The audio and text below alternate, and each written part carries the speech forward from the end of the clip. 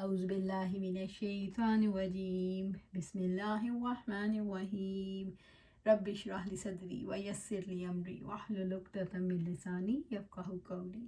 ہم دیکھ رہے تھے طب نبوی صلی اللہ علیہ وآلہ وسلم۔ آج ہم نے دیکھنا ہے معوذات پڑھ کر مریض کو دم کرنا۔ حضرت ابو سعید رضی اللہ تعالیٰ عنہ فرماتے ہیں کہ آپ صلی اللہ علیہ وسلم جنوں اور نظر بد سے اللہ تعالیٰ کے نام کی پناہ مانگا کرتے تھے، یہاں تک کہ معوذتین نازل ہوئیں۔ جب یہ دونوں صورتیں یعنی سورۃ الناس اور سورۃ فلق نازل ہوئیں تو آپ صلی اللہ علیہ وسلم نے تمام دموں کو چھوڑ دیا اور صرف ان دونوں صورتوں کے ساتھ دم کرتے تھے۔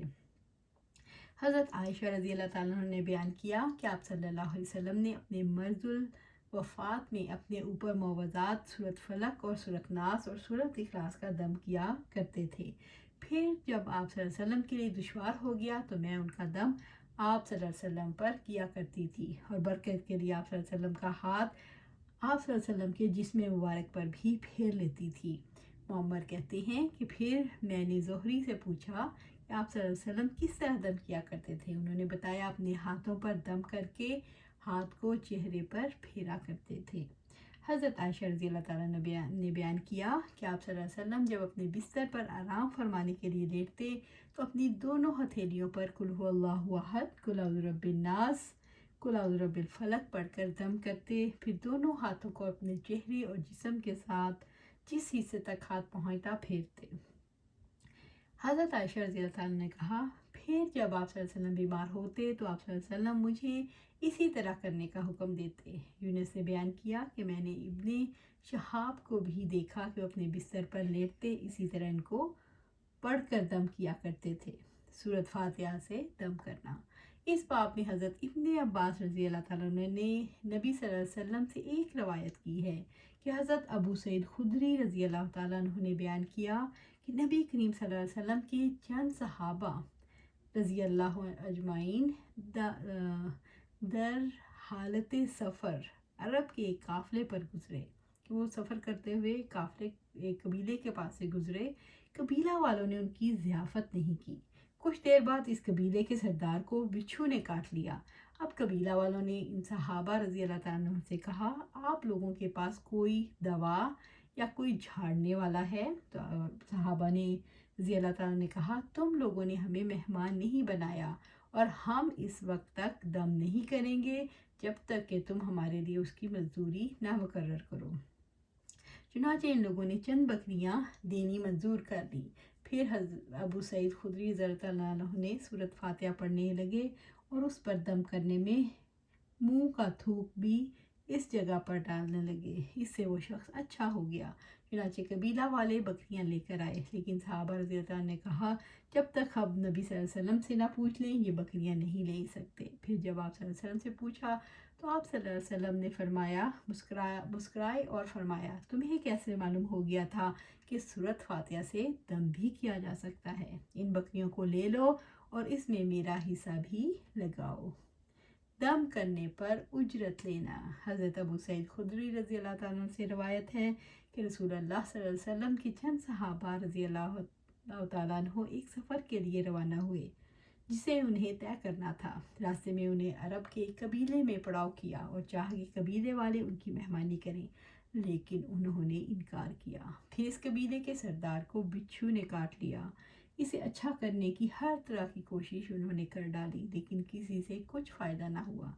آخر انہی میں سے ایک نے کہا کہ یہ لوگ جنہیں نے تمہارے قبیلے میں پڑاؤ کر رکھا ہے ان کے پاس بھی چلو، ممکن ہے ان میں سے کسی کے پاس کوئی منتر ہو۔ چنانچہ وہ صحابہ رضی اللہ تعالیٰ عنہ کے پاس آئے اور کہا لوگو ہمارے سردار کو بچھو نے کاٹ لیا ہے، ہم نے ہر طرح کی بہت کوشش کی، اس کے لیے کسی سے بھی کوئی فائدہ نہیں ہوا، کیا تم لوگوں میں سے کسی کے پاس اس کے لیے کوئی منتر ہے؟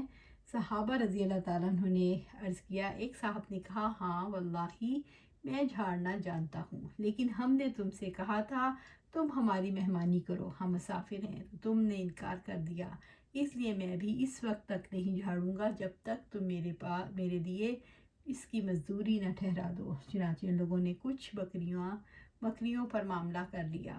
اب یہ صحابی رضی اللہ تعالیٰ عنہ روانہ ہوئے، یہ زمین پر تھوکتے جاتے اور الحمدللہ رب العالمین پڑھتے جاتے۔ اس کی برکت سے وہ ایسا ہو گیا جیسے اس کی رسی کھل گئی ہو، اور اسی طرح چلنے لگا جیسے اسے کوئی تکلیف ہی نہ ہو۔ بیان کیا کہ پھر وعدے کے مطابق قبیلے والوں نے صحابی رضی اللہ تعالیٰ عنہ کی مزدوری ادا کر دی۔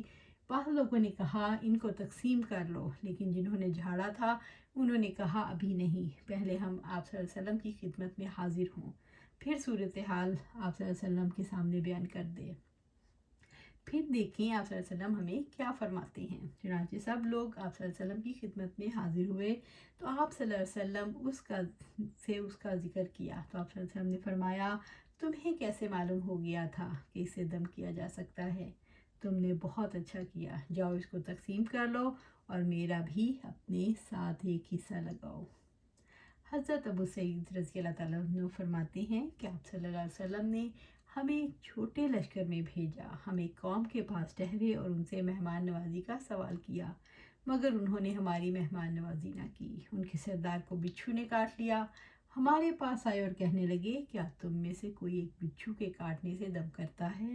میں نے کہا ہاں میں کرتا ہوں، لیکن میں دم تب کروں گا جب تم ہمیں بکریوں کا ایک ریوڑ دو گے۔ وہ کہنے لگے ہم 30 بکریاں دیں گے۔ ہم نے قبول کر لیا۔ میں نے 7 بار سورۃ فاتحہ پڑھ کر دم کیا تو تندرست ہو گیا اور ہم نے بکریاں قبضے میں لے لیں۔ پھر اس بارے میں ہمارے دل میں خیال پیدا ہوا تو ہم نے کہا، تم رسول اللہ صلی اللہ علیہ وسلم کے پاس پہنچنے سے پہلے جلدی نہ کرو۔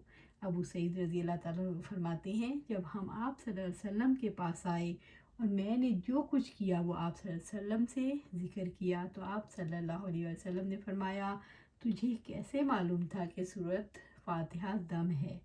بکریاں قبضے میں لے لو اور اپنے حصوں کے ساتھ میرا حصہ بھی نکالو۔ دم جھاڑ نہ کرانے کی فضیلت۔ حضرت ابن عباس رضی اللہ تعالیٰ نے بیان کیا کہ آپ صلی اللہ علیہ وسلم ایک دن ہمارے پاس تشریف لائے اور فرمایا کہ میں خواب میں مجھ پر تمام امتیں پیش کی گئیں، بعض نبی گزرتا اور ان کے ساتھ ان کی اتباع کرنے والا صرف ایک ہوتا، بعض گزرتے ان کے ساتھ 2 ہوتے، بعض کے ساتھ پوری جماعت ہوتی اور بعض کے ساتھ کوئی بھی نہ ہوتا۔ پھر میں نے ایک بڑی جماعت دیکھی جس سے آسمان کا کنارہ ڈھک گیا تھا، میں سمجھا کہ یہ میری ہی امت ہوگی، لیکن مجھ سے کہا گیا یہ حضرت موسیٰ علیہ السلام اور ان کی امت کے لوگ ہیں۔ پھر مجھ سے کہا گیا دیکھو، میں نے ایک بہت بڑی جماعت دیکھی جس نے آسمانوں کا کنارہ ڈھانپ لیا۔ پھر مجھ سے کہا گیا ادھر دیکھو، ادھر دیکھو، میں نے دیکھا بہت سی جماعتیں ہیں جو تمام افق پر محیط تھی۔ کہا گیا یہ تمہاری امت ہے اور اس میں 70,000 وہ لوگ ہوں گے جو بے حساب جنت میں داخل کیے جائیں گے۔ پھر صحابہ رضی اللہ عنہ نے مختلف جگہوں میں اٹھ کر چلے گئے اور آپ صلی اللہ علیہ وسلم نے اس کی وضاحت نہیں کی کہ یہ 70,000 کون لوگ ہوں گے۔ صحابہ رضی اللہ تعالیٰ عنہ نے آپس میں اس کے متعلق مذاکرہ کیا اور کہا، ہماری پیدائش تو شرک میں ہوئی تھی، البتہ بعد میں ہم اللہ اور اس کے رسول پر امام صلی اللہ علیہ وسلم پر ایمان لے آئے، لیکن یہ 70,000 ہمارے بیٹے ہوں گے جو پیدائش سے ہی مسلمان ہیں۔ جب یہ بات آپ صلی اللہ علیہ وسلم تک پہنچی تو آپ صلی اللہ علیہ وسلم نے فرمایا، یہ 70,000 وہ لوگ ہوں گے جو بدفعلی نہیں کرتے، نہ منتر سے جھاڑ پھونک کراتے ہیں اور نہ داغ لگاتے ہیں، بلکہ اپنے رب پر بھروسہ کرتے ہیں۔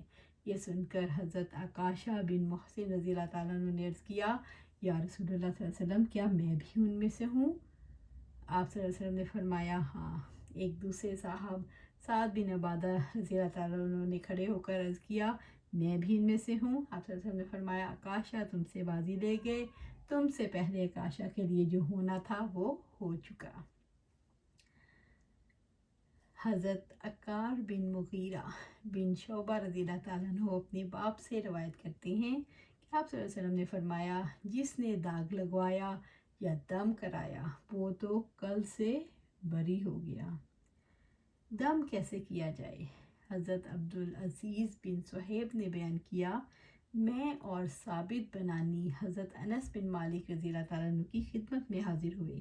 ثابت نے کہا، ابو حمزہ حضرت انس رضی اللہ تعالیٰ عنہ کی کنیت میری طبیعت خراب ہو گئی ہے۔ حضرت انس رضی اللہ تعالیٰ عنہ نے کہا پھر کیوں نہ تم پر وہ دعا پڑھ کر دم کروں جسے آپ صلی اللہ علیہ وسلم نے پڑھا، جو آپ صلی اللہ علیہ وسلم پڑھا کرتے تھے۔ ثابت نے کہا ضرور کیجیے۔ حضرت انس رضی اللہ تعالیٰ عنہ نے اس پر یہ دعا پڑھ کر دم کیا، اے اللہ لوگوں کے رب، تکلیف کو دور کر دینے والے، شفاعت عطا فرما، تو ہی شفا دینے والا ہے، تیرے سوا کوئی شفا دینے والا نہیں، ایسی شفا عطا فرما کہ بیماری بالکل باقی نہ رہے۔ حضرت انس رضی اللہ تعالیٰ عنہ سے مروی ہے کہ انہوں نے ثابت رضی اللہ تعالیٰ عنہ سے کہا کیا میں تمہارے اوپر وہ جھاڑ پھونک نہ کروں جو کہ آپ صلی اللہ علیہ وسلم کیا کرتے تھے؟ حضرت ثابت رضی اللہ تعالیٰ عنہ نے جواب دیا کیوں نہیں، ضرور کرو۔ حضرت انس رضی اللہ تعالیٰ عنہ نے یوں دم کیا، اے اللہ تمام لوگوں کے پالن ہار، مرض کے رفع فرمانے والے، شفا عطا فرما، آپ ہی شفا دینے والے ہیں، آپ کے علاوہ کوئی صحت بخشنے والا نہیں، اس کو ایسا صحت مند بنا دے کہ اس کو کسی قسم کا مرض نہ رہے۔ حضرت عائشہ رضی اللہ تعالیٰ عنہ نے کہا کہ آپ صلی اللہ علیہ وسلم دم کیا کرتے تھے اور یہ دعا پڑھتے تھے، تکلیف کو دور کر دے اے لوگوں کے پالن ہار، تیرے ہی ہاتھ میں شفا ہے، تیرے سوا تکلیف کو دور کرنے والا کوئی اور نہیں۔ حضرت عائشہ نے بیان کیا کہ نبی کریم صلی اللہ علیہ وآلہ وسلم اپنے گھر کے بعض لوگوں پر دم کرتے وقت اپنا داہنا ہاتھ پھیرتے اور یہ دعا پڑھتے، تکلیف کو دور کر دے اے لوگوں کے رب اور شفا دے، تو ہی شفا دینے والا ہے، شفا وہی ہے جو تیری طرف سے ہو، ایسی شفا کی بیماری ذرا بھی باقی نہ رہے۔ یہیں پر آج اس کا ہم ختم کرتے ہیں، آگے کل جاری رکھیں گے۔ اللہ سبحانہ تعالیٰ سے دعا ہے کہ ہم بھی قرآن و سنت پر عمل کریں اور اس پر استقامت پورے، اللہ سبحانہ تعالیٰ سے دعا ہے ہمیں اس پر استقامت عطا فرمائے اور سیدھی راہ پر چلتے چلے جائیں، چلتے چلے جائیں، چلتے چلے جائیں انشاءاللہ، آمین یا رب العالمین۔